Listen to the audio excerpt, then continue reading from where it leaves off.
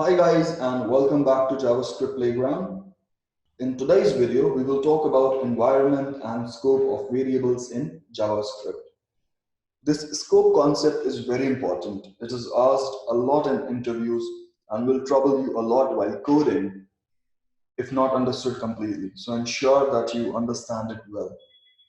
Each variable has a scope which defines the part of the program in which the variable is visible. For variables defined outside of any function or block, the scope is the whole program. You can use these variables wherever you want. These are called global variables. But variables created for function parameters or declared inside a function can be referenced only in that function.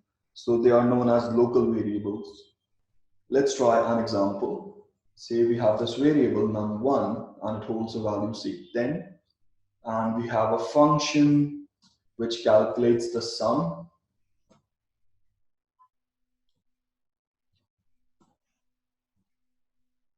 Let's say this function accepts a parameter or argument number 2, and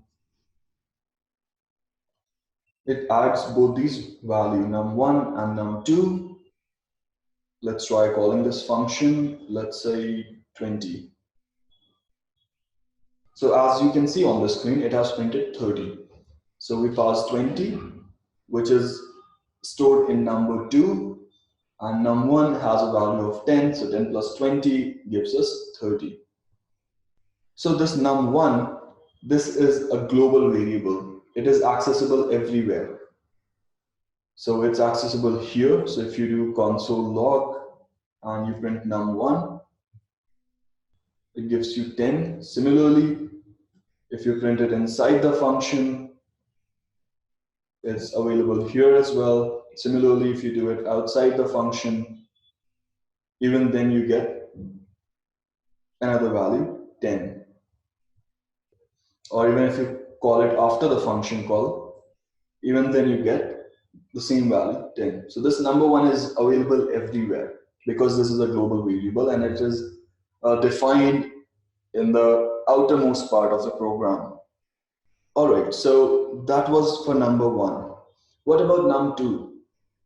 So if you try accessing it over here, say num2, nothing happens, the code fails. So this code pen, it doesn't shows you these kinds of errors. So let's try another option called Jsbin.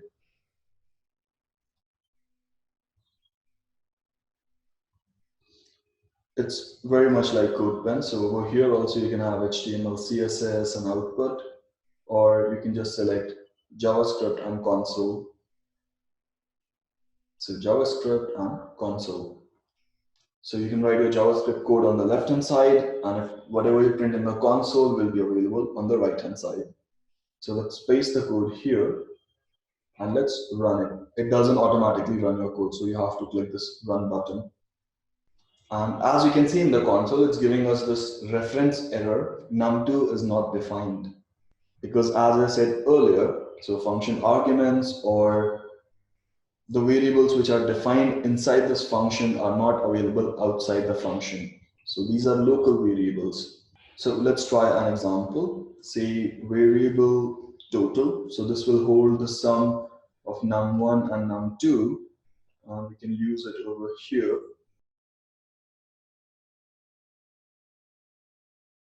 All right, let's run it. Okay, so it's still giving us this error. So for now, let's just remove this. Oh, sorry. We printed sum over here. Let's do total. Let's run it. And as you can see, we've got 30 printed over here. Let's try accessing this total variable outside the function. So if we do console log on total and we run it, it gives us the same error. Reference error total is not defined because this total is not accessible outside these curly braces which define the scope of your function. All right, so let's just clean this up a bit. Let's remove this. Let's remove these and let's remove this. Let's run our code again and everything is back to normal. Let's try calling this function again with a different value, say 50. And as you can see, sorry, let's remove that also. And as you can see, it's giving us 30 and 60. 30 because of the first function call, so 20 plus 10, which gives us 30. And for the second one, we've got 50 plus 10, which gives us 60. So what's happening here is every time the function is called, new copy of these variables is created. This provides some isolation between functions. So each function call acts in its own little world, which is called local environment. Let's try to understand this a bit better. So let's bring it down here. Let's just refactor our code a bit. And if you run the code, you still get the same result, no errors here. So if I print console log here, and I print whatever is stored in this total. So let's see. As you can see, for the first one, we're getting undefined. For the second one also, we're getting undefined. So what happens is when we call this function, 20 is passed over here. So now num2 has value 20, but total is just created. Because as I mentioned earlier, whenever you call a function, it creates a new copy of this variable. So when it's creating a new copy, so var total means undefined because we have not given it any value. So that's why it prints undefined here. Same way when we pass 50, it comes here and it prints undefined. Because these total for both of these function calls is a different variable. So just to summarize, every time we call the function sum, a copy of this original total variable is created. And that's why this total variable doesn't hold the previous value, which was 30. And when we call the function again and we print it, it gives us undefined because this is kind of like a new variable to this function call. All right, let's try giving it a default value, say 0. Any guesses what will be printed instead of this undefined and undefined? Let's give it a try. So when I hit this run button, it gives us 0 and 0. Again, always remember. So when we call the function over here, this block of code is executed. A variable is created with the name total. It gets a default value of 0. And that value is printed here. And after that, the sum is assigned to that same variable and we get 30 because 10 plus 20 gives us 30. End of story for this sum function call with the value 20. Okay.